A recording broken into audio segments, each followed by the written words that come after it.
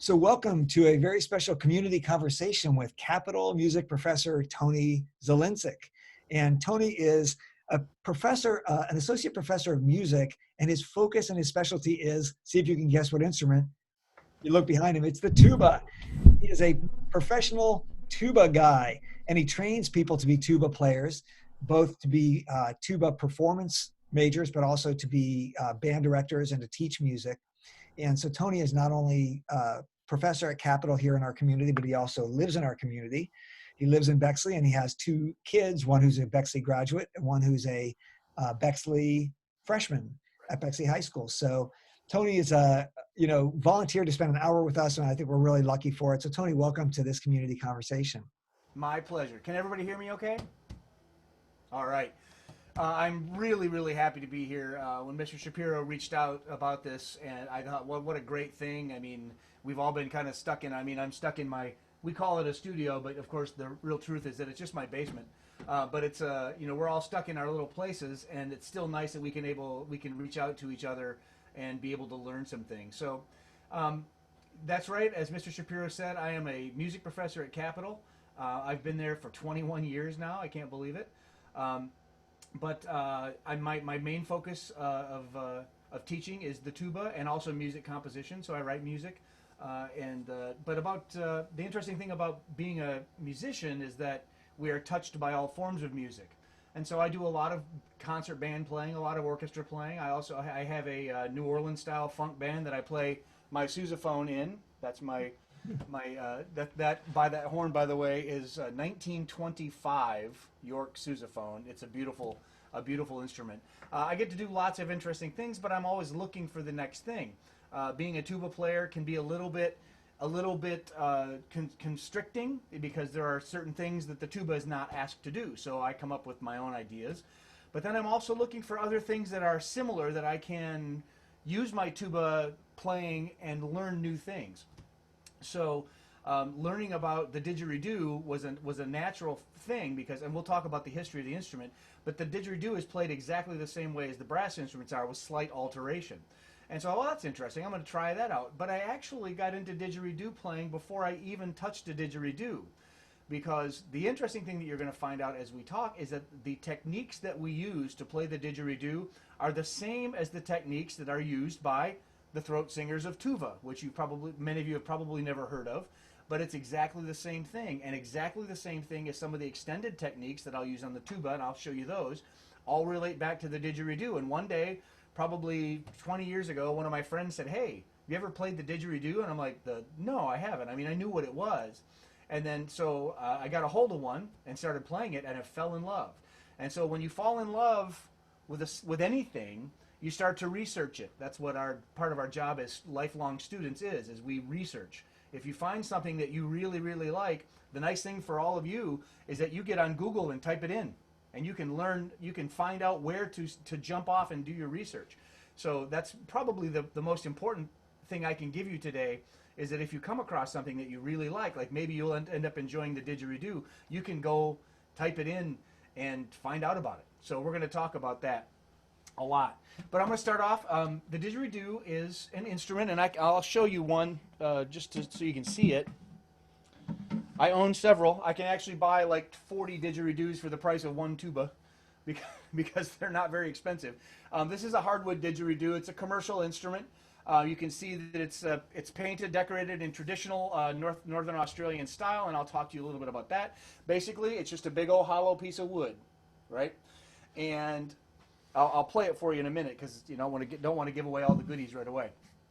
And a lot of people think that the didgeridoo is an Australian instrument. It is actually not. It has become a symbol of Australian music, but it really only relates to the northern part of Australia called Arnhem Land. So I am going to show you exactly where Arnhem Land is if you watch your screens. So if we back this out, there's Australia. You all recognize Australia, right? Sitting out there all by itself, but it's pretty close to Asia, but it's an isolated place, which makes Australia an interesting study. If we zoom in on Australia, going to get up toward the Gulf of Carpentaria, and you'll see a little city called Darwin. which is actually a relatively large city. Darwin shows us the northwesternmost part of Arnhem Land. We call this Arnhem Land, which is this entire region right here. And actually, if you see this little town over here on the right, Nulandbui in this area is where most today of didgeridoo activity is centered. In this area, Yirkala has a beautiful museum to the didgeridoo, and Nulandbui is where Jalu Guruwiwi lives. He is one of the oldest didgeridoo players left alive, and he is the world's expert on didgeridoo playing. So this is the area, and this is just regular old Apple Maps. If we take a look at a little bit more stylized map, you can see the same area outlined. Here's Darwin that I showed you earlier, and these islands also belong. Groot Island it also belongs to Arnhem Land, and in this region there are several different ethnic groups of people. For many years, when we talked about Australia, we talked about the native people as Aborigines, and that's actually not the right word. When someone is Aboriginal, they are originally to a certain area. And so we talk about Aboriginal peoples. There are in this little area of northern Arnhem Land about 12 different ethnic groups of Aboriginal Australians. And they each have their different ways of playing the instrument. I don't want to get too heavily into socioeconomic ideas, but understand that these people all come from different idea sets. But there are some similarities between them that are very interesting to talk about. So as we look here in Arnhem Land, here's that place. Here's Yirkala that I showed you, and Nulandbui would be right up there, and Darwin is way over here. You'll also notice that there are not a whole lot of roads in this area. Arnhem Land is still a very distant and very hard to reach area. I have several friends who've done some research there, and it's all, you have to rent a Land Rover and drive across country, and there are no McDonald's and there's no 7-Elevens, and it's a very remote areas. But these people still, in many respects, live the way they lived tens of thousands of years ago. And so it's an interesting place to be. I don't know how much any of you have studied. Have any of you students done any study of Australia in your young academic careers? Talked about Australia at all? Australia, in much the same way as the United States, only about 100 years later, was settled by Europeans. And right around the beginning of the 18th century, or beginning of the 1800s. And so this is relatively new to a settlement. But this little area of Arnhem Land right here was pretty much left alone by colonists. So it has stayed somewhat untouched, and it's quite interesting.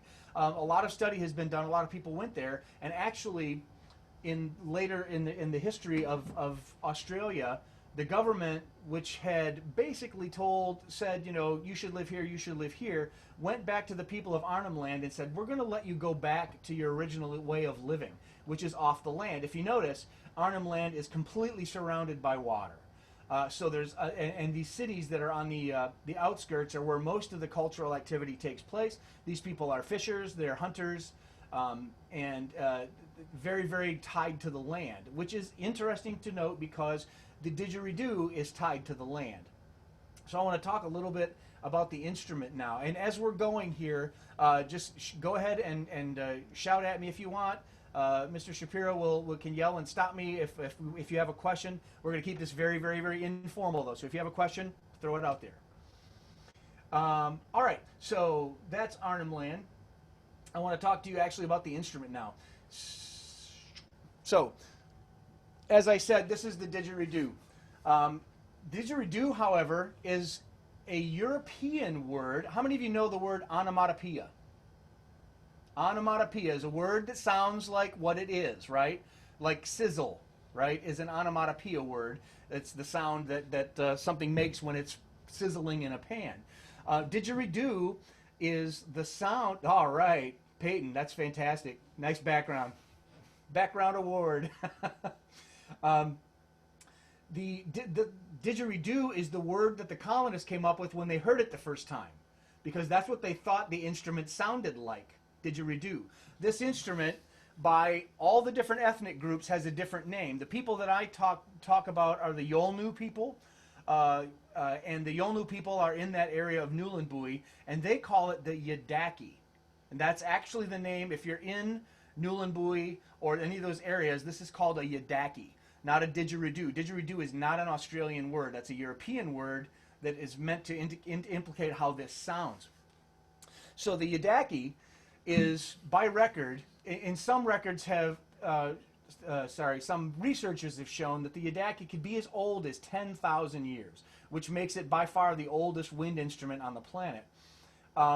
Most cave paintings, which we find in Arnhem Land, date somewhere between 3,000 and 5,000 years. So either way, this instrument has been around for a very long time.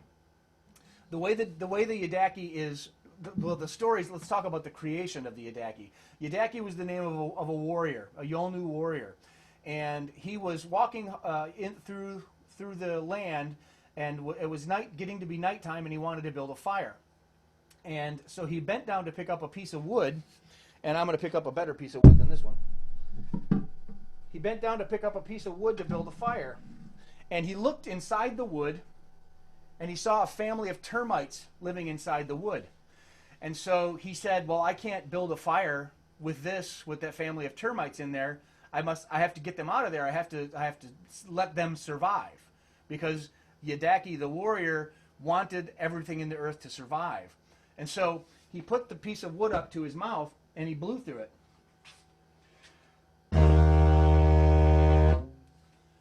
And the termites flew out of the end of the piece of wood and went up into the sky and became the stars. And that's one of the creation stories from the Yolnu people in Arnhem Land. If you read anything about Australia, one of the most interesting things to look at is something they call the dream time. And the dream time is that time before everything, when the ideas for everything were created. And it's a really, really interesting idea, because the dream time is the beginning that never ended, is what they call it. And so we get into some pretty heavy ideas about creation with the Yolnu people. But in the dream time, the spirits created everything. They created people. They created the kangaroo. They created the kookaburra, all the animals that we know, indigenous, and the plants, and the water, and the fish.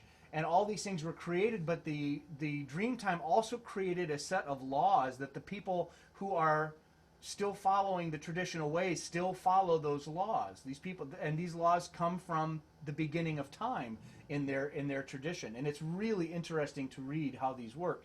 It's a huge thing, and I will send Mr. Shapiro some articles and research things that you can take a peek at that are really interesting. But the dream time was when the world was created, and the Yidaki was part of that, because Yidaki was an ancient warrior who came around during the original, when the dream time started. There's actually the story you'll see on a lot of Yidaki. This one again you'll see this salamander on there. The salamander is one of the original beings that, by walking across the land, created the contours of the land. There's also a great story about the great snake that came down and carved out the rivers and the mountains, because that was all created by a snake according to their tradition. Every culture has its origin traditions, and those are really fun to look at, because if you go back and study Native Americans, which again, is close to us, a lot of the stories are very similar, because what did you have? Telescopes and microscopes and things like that to figure out how the world worked? No. All you had 5,000 years ago was observation, right? Which, of course, we know is the cornerstone of scientific thought, right? Observation is number one. So as you observe things, you try to explain them. Well, now we've got a lot of science to back it up, but 5,000 years ago, these things were completely different. So this is a question I would like to ask you, is that if the didgeridoo, I love that idea of he blew the didgeridoo and the termites came out and made the stars. So it has a religious significance. I mean, this instrument was kind of part of their religious tradition of like how the world got created. So when the didgeridoo is played today, is it played in religious settings, or is it played in for festivals, or is it a secular instrument, or is it a religious instrument, or both? That is a fantastic question. To this day, it is a religious instrument in those cultures. It has been taken out of the culture setting and played. There was actually a band in the 1960s called Yothu Yindi, which I'll show you a video of. Yothu Yindi was the first popular music group from Australia to use the didgeridoo in their band. It actually became very popular back in the 1960s and 70s when in the West, when we finally figured out what it was, and it has completely been pulled out of that religious context. But yes, even in the Arnhem Land, in the areas where the didgeridoo originated, it is used in religious ceremonies, it's used in social ceremonies, only played by men in those ceremonies. However, there are now instances in those traditional cultures where women are allowed to play it. Outside of the culture, anybody can play it. Personally, I'll tell you how I feel about this. These didgeridoos that I have are not authentic. This one is made from bamboo. You'll notice this little symbol right here. That's Meinl Music Instruments. It's a German company. This is actually bamboo. And the other ones, I have a couple that are made of plastic, which I'll show you those. And I have one hardwood one, but it's made in that one's made in California. So didgeridoos come from everywhere, but the traditional actual yidaki in Arnhem Land, but with the Yolnu people, is still a sacred instrument and held in very high regard, but still used in a very secular way a lot of the time. That's a great question. So let's talk about how these things are built. Like I said, it's a hollow tube. In Australia, there's a lot of, you've heard of the eucalyptus trees, right? The koala bears eat the eucalyptus trees. Sorry. The koala bears eat the leaves of the eucalyptus because they're very sweet. But the eucalyptus is a tree that is all over in central and northern Australia. So what the interesting thing about the didge is that it comes from a living hollow tree. So the didgeridoo maker will go out into the woods and find these trees by tapping on them with an axe or a hammer or a stick. And by the quality of the sound when they hit it, like a hollow log, they'll be able to tell if it's hollow or not, if it's hollow the right way, and if they can turn it into a didgeridoo. So they will actually cut the tree down, hollow it out right there in the field, and play it. You can play it right away. I'm going to show you a video here in a minute. So going back to the religious significance of the instrument, it comes from the land. A true didgeridoo comes from the land. I am not going to get a traditional eucalyptus didgeridoo until I can go to Australia and study with, I want to study with Jalu Guru Wiwi, but he's 85 years old and I may not get there in time. But his son Larry is still teaching and playing the didgeridoo, and Larry's about my age, and so I've been planning this for years, trying to get myself over there. Once you're there, it's very inexpensive because there's not much in Arnhem Land, but the plane tickets to Australia are about $2,500. So it's a long trip. So, but they're made of hollowed out trees, and so I'm going to show you just a little clip of a video from a fellow named David Hudson. Now, our students are all too young to remember Yanni, but I think our teachers may remember Yanni. Yanni was an artist, musician who was a keyboard player, and back in the 1980s when his band was popular, David Hudson, who is an Aboriginal Australian, was his didgeridoo player. And David is a great humanitarian. So hold it, David. Hold on. But he also does some great instruction on the didgeridoo. So I'm going to show you this really quickly. I'm going to try to hunt this clip down really fast. And so this is David Hudson showing you how to make a didgeridoo. You can light that one. No. So see how he's tapping on the trees with his friend? This video is probably 10 years old, maybe a little older. She definitely is solid. That's David in the yellow shirt. I reckon she's a beauty, this one. See how he listens to how it's hollow? What I'm doing here is I'm hitting the tree to find out if it's hollow inside, because the termites have eaten the inside out. This is a stringy bark, it's a messmate, So hopefully the termites have eaten the inside out. So I'll give it a whack on the bottom here, and you'll see.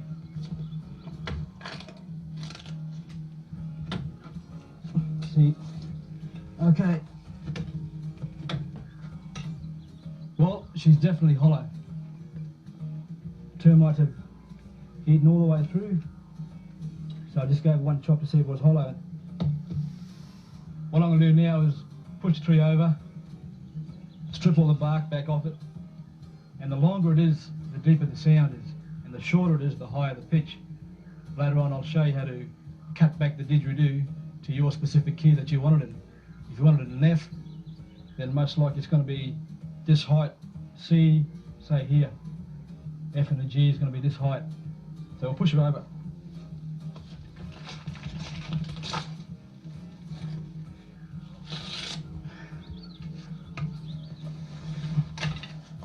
Here's a beer, eh, John?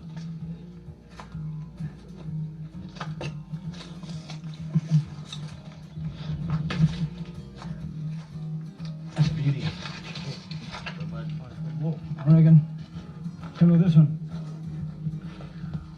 These things here, what termites have left behind, so that's the mud that they eat. This one here, you come back in about another couple of weeks, and she'll be a nice old ripe didgeridoo. So, we'll let them go to it. Up here a bit further, I saw another tree. I'm going to slide it ahead a little bit.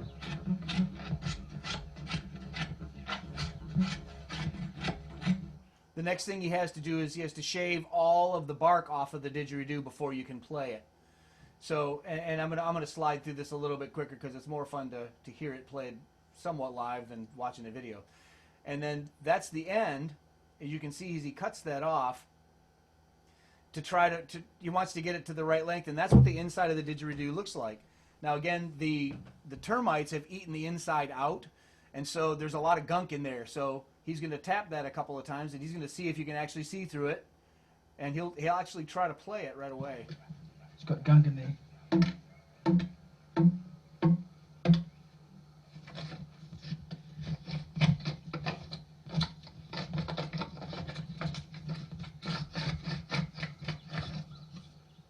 I think one of the more interesting things to notice is that he doesn't take it home to work on it. He's working on it right out there where he cut it down.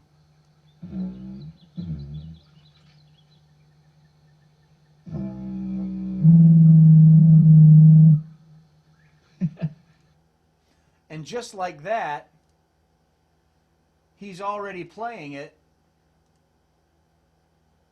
without having done anything to it, except he plugged up one hole. There was a hole in the edge of that tree.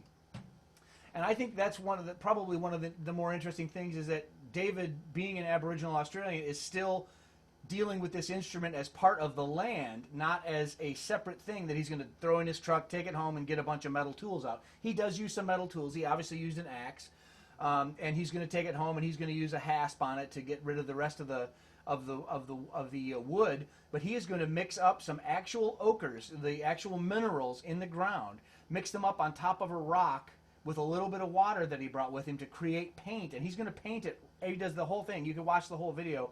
He paints it right out in the wild, in the woods, and plays it right out there. He never has to go home. It's an instrument that's made totally of the land. It's really unique in that respect. So because it's of the land, it has an interesting place in Aboriginal Australian music. The didgeridoo is typically a rhythm instrument because it only has a couple of notes. The first note is called the drone tone.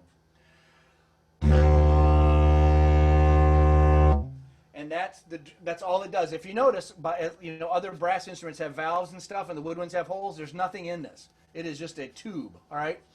There is another tone that you can play if you pinch your lips together a little bit harder. That's called the trumpet tone. So there are two tones on the didgeridoo, and there's actually some higher ones, but they're a little bit kind of wonky. And so you can make a few different sounds. In traditional playing, you only use the drone tone and the trumpet tone. More modern players will add in some of the other tones just for for something interesting. So what we do then is we create that sound much in the same way that I blow the tuba. You put my lips together, and I just do that into the end of the tube. Not very exciting. I mean, you could listen to that for a little while, and it's interesting. So what we do is we change the shape of our tongue and change the shape of the inside of our mouth. And this is where the singing thing comes into play. If you ever get a chance to listen to the throat singers of tuba, T-U-V-A, I'm just going to write that here. And I can't type and talk because I am a tuba player. The tuban throat singers are able to change the sound of their voice by changing the shape of their mouth. So I'm bad at this, but I'm going to give it a try. So if I sing a kind of a low note, like I normally would sing in choir with my very pretty voice, I can't do it that way, because if I'm trying to make harmonics, this is your physics lesson for the day, I can take that sound, da, and I can break it into its component harmonics. All sounds have more than one sound in them, right, Mrs. Badiger? We all know this is true. So here's the sound. If I constrict my voice, you hear how that changes? And it becomes higher. And then if I start arching my tongue, you can hear some really high notes come out, hopefully.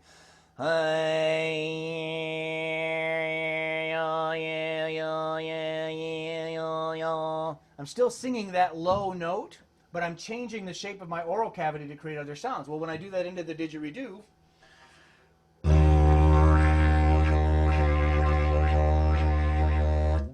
now all of a sudden I have a different sound palette that I can work with as a player. And so because it's only got two notes, we're not playing a whole lot of melody with this, right? I mean, it's got two notes. So it's traditionally a rhythm instrument. So what we can do is, as we're playing, we can add the tongue in, just like we do on brass. Are any of you in band play a brass or a woodwind instrument? Any of our folks here? Yay, good. So you know that when you articulate two, two, two, two, two, just like when we say the word two, we can do that into the didgeridoo as well. So we can create a rhythmic sound on the didgeridoo. So now I've got the drone tone, the trumpet tone. I can change the shape of the mouth of the sound with my tongue, and I can use my tongue to articulate. So now we can do things like this.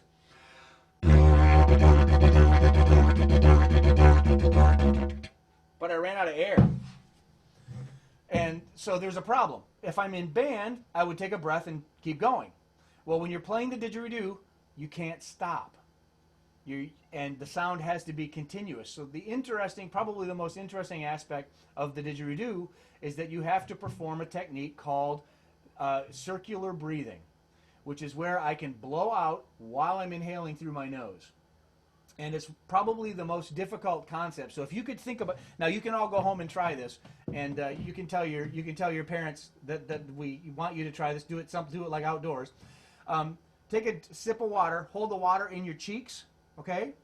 And then push the water out of your mouth with your tongue and your cheek muscles while you're inhaling. Now don't inhale the water. That's bad, okay? But what you can do is and you can maybe hear this.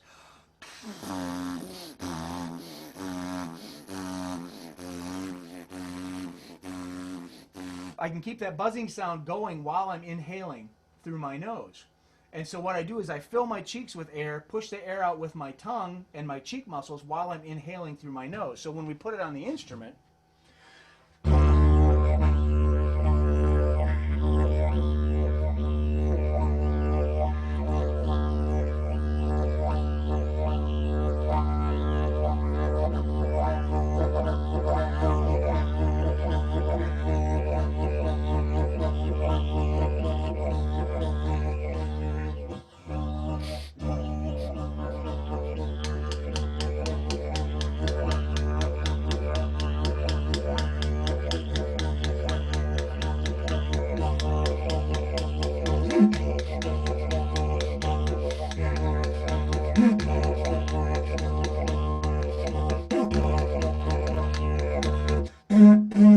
and you always end your didgeridoo with 2 kangaroo hops. Toot, toot. You always put 2 toots on the end. So you notice I didn't stop the sound the whole time. I was breathing in through my nose. So there's no superhuman thing about this. It's just learning how to circular breathe. Tony, how hard is that to do? Is that really complicated to learn, or is it something you can pick up in a weekend if you really work on it? You could get decent at it over a weekend. Now you'll notice what we're trying. What I do is I kind of mask my inhalations with a rhythmic idea. So when I'm going,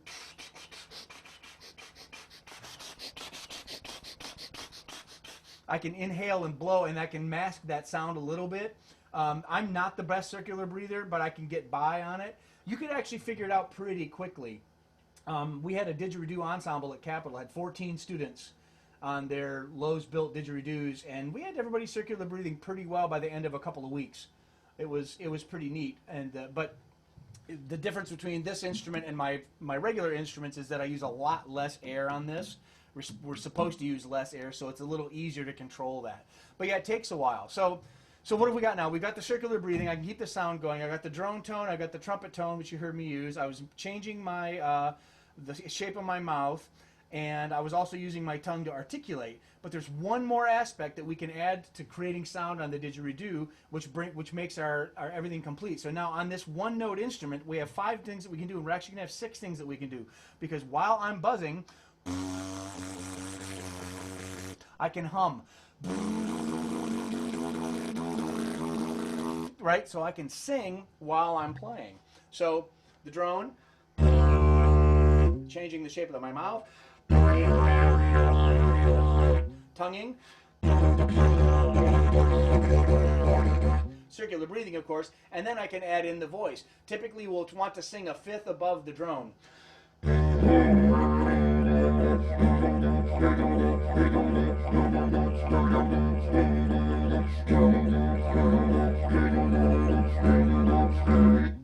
So we can create all of those sounds with the didgeridoo. So now I've got the 6 things that I'm doing with the sound. Now that's pretty much the basic techniques that you need for the didgeridoo. I want to show you very quickly a little traditional dance and song that the people of Arnhem Land use when they're where is it? I need the short one. Ah, here we go. And you're going to see ads in my YouTube because I won't pay for it because I've got like 6 streaming services. Okay, here we go. Oh, not yet. And hand grips on the sock.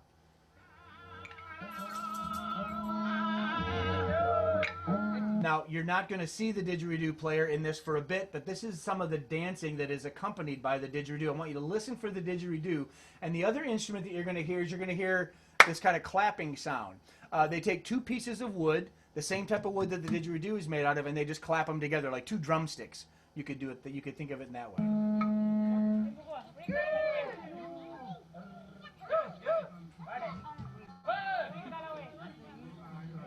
There's your didgeridoo player. The didgeridoo is typically played by younger guys because it's a difficult instrument to play for a long time. Guys that are my age would typically not be playing the didgeridoo in traditional ceremonies. We would be singing or dancing because the didgeridoo takes a lot of energy.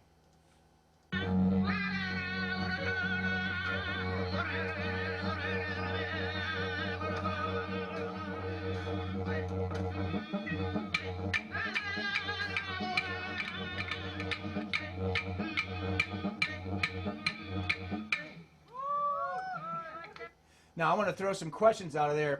Taking a look at the dancers, what are you noticing? And go ahead and just chime on in.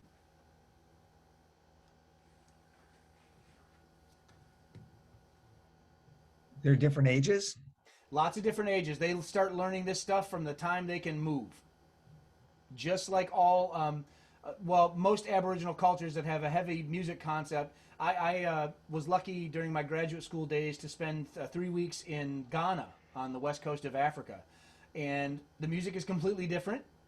But the little 4-year and 5-year-old kids were showing me how to drum because they'd been doing it since they could hold a stick. It was pretty amazing. So lots of young people involved, all the way through the entire culture. Any other observations? Are they all boys? They are. There are traditional dances that women will do. This just happens to be all men. How about their appearance? What do you notice? They're not wearing shirts. Well, yeah, two reasons for that. One is it's traditional. Two, it's really hot. Really hot in Australia at the time they were doing They it. have some sort of makeup, Right chalk stuff on. on them.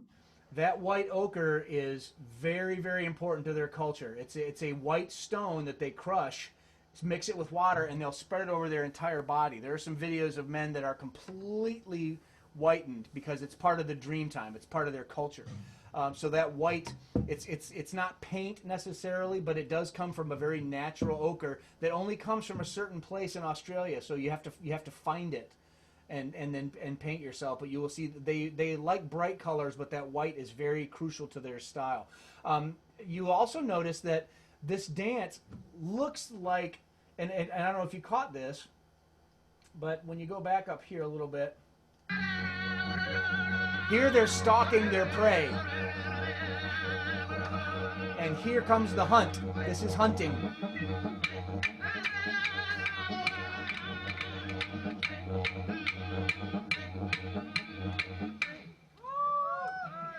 They hold the branches because they're part of the land, and they're also hiding behind the trees. That's why they're holding the branches. All the dances have meaning. Now there are some purely entertainment dances, some purely social dances, but a lot of their dances are telling the story of the dream time, about how the world was created.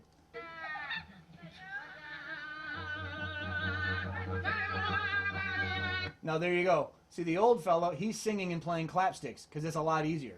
The young guy, he's the one playing the didgeridoo, and this guy's playing clapsticks as well. And so but it's only those two instruments. There's no guitars or anything else. It's just those two instruments.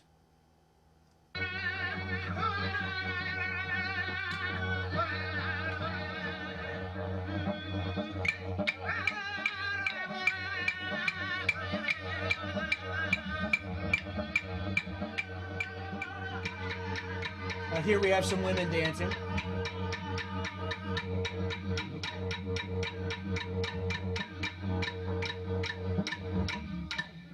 And if you notice, the clapsticks give the women the idea of how fast their feet are supposed to move. If you caught that?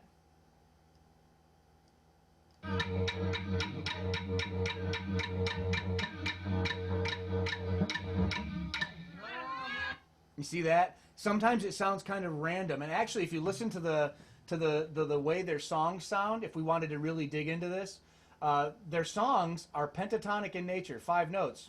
Do, re, mi, sol, la, so, mi, re, do. The same as Native American songs are mostly pentatonic in nature because that scale permeates nature, permeates history. It's almost like the pentatonic scale is hardwired into our brains. So a lot of cultures have songs that sound very, very, very similar. So if you listen to some Native American music, you're going to hear very similar things. Very, very regular rhythm with songs that don't fit the rhythm. And it sounds very complex, but if you think about it, none of these things have been written down. These are orally passed songs. So you sing it to your kids learn to sing it, they sing it for their kids, they sing it for their kids, and that's how these songs have been passed through history.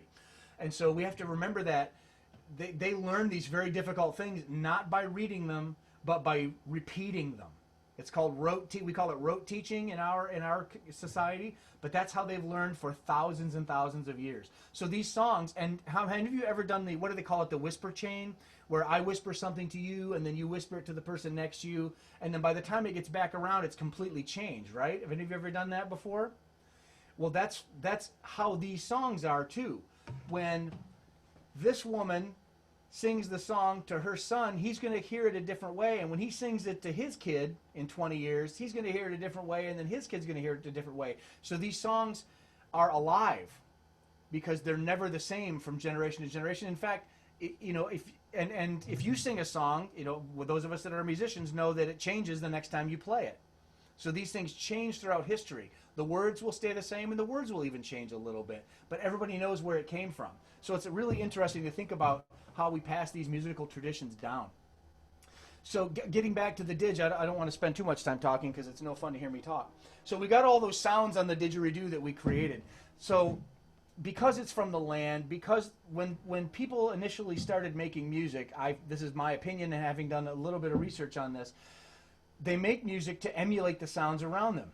You saw they were dancing about hunting. Hunting is part of their culture. You will sing about the weather. You'll sing about the seasons. You sing about growing crops. You sing at weddings. You sing at ceremonies for the dead. You sing all the time. You do this music. But music is about the place that you're in. So the Yidaki, or the didgeridoo, has an interesting capability by the performers of creating sounds. So what is the animal that we most associate with Australia? Anybody? Come on, kids, help me out. Kangaroo. Kangaroo, yes, the kangaroo. The kangaroo is emulated on the didge by this.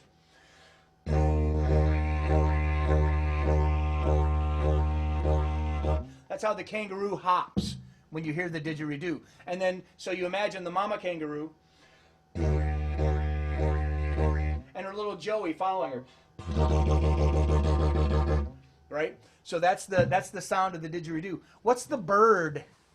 The laughing bird of Australia. Anybody? Say that again. The kookaburra, right.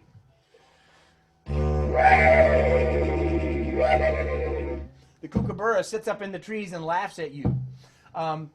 There's another one called a mopoke, which is known as the boobook owl.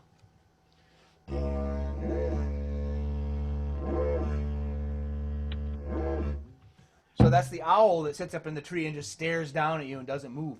What's the name of the dog in Australia? Dingo? The dingo, yeah. right.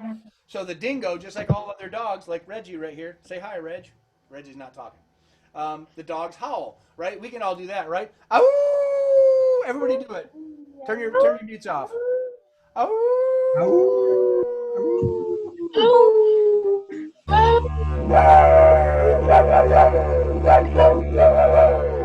So we do that through the didgeridoo as well by using our voice. So the neat thing is that we can tell stories with the didgeridoo, and that's what our friends here in Australia are doing. So what can happen is that a mama kangaroo and her joey are going through the outback, and they go under the trees, and the kookaburra laughs at them, and the mopoke watches them very sternly, but then all of a sudden they're set upon by a pack of dingoes and they run away to save themselves. That's what this would sound like on the didgeridoo.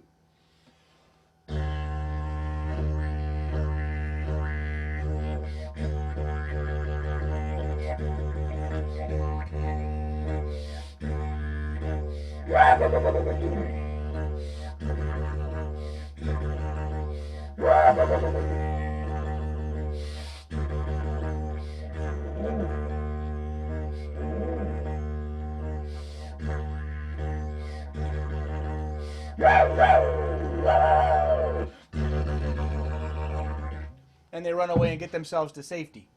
So that's how you tell stories with the didgeridoo, because you use those animal sounds to let people know what you're singing about. And of course, the didgeridoo is a live instrument. It changes. People create all kinds of sounds with the didgeridoo. Now, I'm just barely scratching the surface with you today of the possibilities of this two-note instrument and the sounds you can make. Tony, I think everybody's been really fascinated watching you play and listening to the stories you've been telling. Students, I wonder, we have a little bit of time left. Are there some questions that you wanted to ask or some things you're wondering about? And Tony, I don't know if you want to bring your screen share down unless you're going to Oh, yeah, thank you, yes.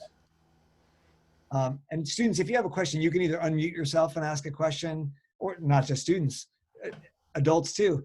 You can unmute yourself if you want to ask a question, or you can type it in if you like. Oh, Peyton, it looks like you're trying to ask a question, but you're muted. Let me unmute you. Try it again, Peyton. She's muted again. Oh, am I unmuting you and then you're unmuting you again? There you go. There we go. Oh, your microphone is not working, Peyton. I'm not sure why. Type the question in.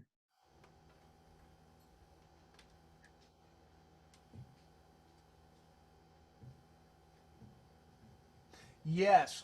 Are there different sizes for the didgeridoos? As you saw in David's video, it depends on the size of the tree. I've got several different doos here. This is the one I was just playing. Somewhere between an E flat and a D. Now, if you look, I'll put them side to side. The red one is slightly longer.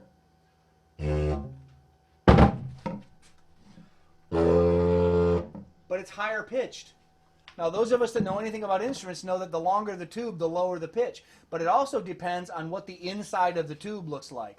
This one is not as large inside as this one is, so this one tends to play lower notes, even though this one is longer. And this one has a different sound. This one is bamboo. This one is a hardwood. And it has a completely different tone than the other one. So, and some didgeridoos are as tall as I am, and they have really, really low sounds. So yeah, there's all different sizes, which is why you can't have a didgeridoo band if you have natural didgeridoos, because none of them sound the same. You have one. Thanks for throwing that question out there. Who else wants to ask something or wonder something or is curious? Go ahead, Ellie. When did you start playing the didgeridoo? I got awakened to it about 20 years ago, and probably over the last 12 to 15 years have been really experimenting with it heavily. And I practice it almost as much as I practice the tuba now, just because I enjoy it so much. Is that part of your professional learning? I mean, how have you incorporated that into your job? It's kind of cool that this can be part of, what you do professionally. Yeah, I use it on stage a lot. I make recordings with it down here in the studio. I use it as much as I have friends that call me. I've appeared on 4 or 5 different albums just because I can play the didgeridoo and they want that sound. So it's and I actually teach didgeridoo lessons at Capitol now. So it's become a thing. Who else wanted to ask a question? I think Peyton asked if I perform. Yes, I perform a bunch all over the place. And so Maddie's asking about original, like this is a Northern Australian thing, or did it exist simultaneously anywhere else or previously somewhere else? No, just that little small area of northeastern Australia is where the didgeridoo comes from. Now, it's used all over the continent now, and in fact all over the world, but it originated there. And we can tell that simply through the cave drawings that we've seen in that region.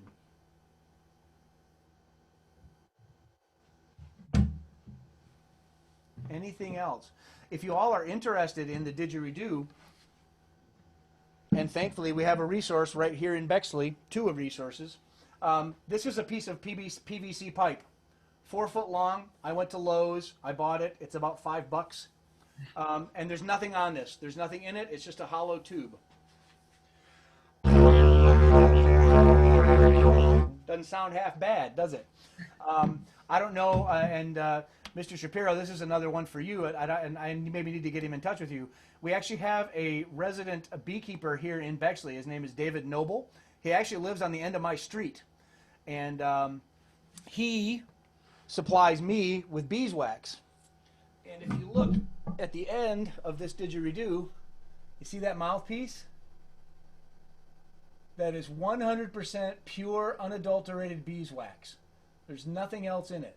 In Australia, they use a wax called sugar bag, which if you watch that video with David Hudson, he actually, in the same tree that he cut down, there's a little nest of these stingless bees that make this wax called sugar bag, and they just take that wax out with their fingers because it's a lot softer than regular beeswax, and they put it on there and they make their mouthpiece right there out in the woods. David Noble sells me beeswax. I've got about 5 1-pound blocks in my basement, so I can make didgeridoo mouthpieces about for the rest of my life. But that's just beeswax on the end. The only problem is that North American beeswax tends to melt when it gets around 90 degrees. So if the temperature gets above 90, don't take your didgeridoo outside because the mouthpiece will melt. But yeah, we use wax for the end of the didgeridoo. This didgeridoo is actually PVC pipe. One of my former students at Capitol got a heat gun and heated it up and bent it so it looks like a branch, and it's actually my favorite sounding one.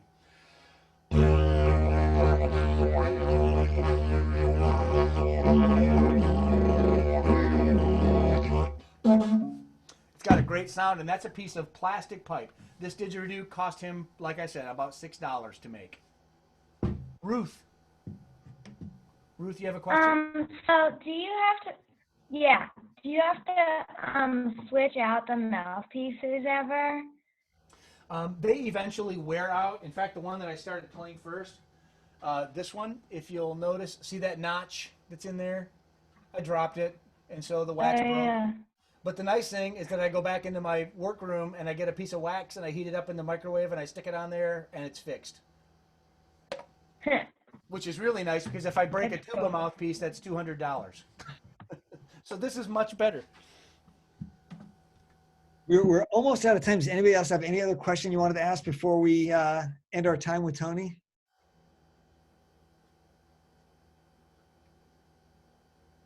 I would urge you all to go to Lowe's and get a 4-foot chunk of PVC pipe, 1.5 inches, and get some beeswax from Mr. Noble and make yourselves a didgeridoo. It's a lot of fun. And once we can see each other in actual person, I'll teach you how to play it. So listen, thank you so much, Tony. What a really interesting session that was. And I could tell from actually the comments that students were posting along the way and from their faces when you were playing the didgeridoo that there was a lot of enthusiasm. And so I know, thank you all for the positive comments you've put, and Tony can look at those. If you want to add any other appreciations or things you thought were cool, you can either say them out loud right now or you can type them in the comments section just to thank Tony for sharing this with us. I have to say, I was looking forward to this one because I have never really learned so much and experienced this unique instrument. To see it in its culture and to hear you play it was really fun. Anyone else want to add anything? Anybody else want to say anything to Tony before we end the call? You can just unmute if you want. No pressure. I'm sorry. I had one more question. Do you think the didgeridoo is original to Northern Australia because of the culture or because of the trees that grow there? I think it's because of the trees. I think everything that you will find in culture comes from necessity originally. You know, again, art is one of those interesting things in culture. Why did anybody, you know, apart from the fact that Yadaki picked it up, you know, why would anybody put their lips together, go and find a hollow tube to put into it? That's an interesting question. It's, you know, it's the chicken and the egg question that we always talk about. When you find, you know, somewhere down the road somebody needed to signal, and there's actually, I won't go off on this real heavy, but there's a type of ape, great apes, that, you know, because all the simians have emergency call. Some of them will scream really loudly or bang on the trees. There is actually a species of great ape that goes. They put their hand up to their mouth and they blow a little raspberry. Is that where brass playing started? Who knows? But it's totally because of the fact that those trees were there and they were hollow, and some Yolngu person picked one up and said, "Huh, it would be fun to go and make sound." Well, that's pretty cool. Thanks for sharing. Tony, thank you so much. What a great hour. Thank you all for being here. We'll continue to offer some cool learning opportunities, so keep your eyes and ears open for new sessions we have coming up. And once again, Tony, we really appreciate your time. My pleasure. Thank you all for being here.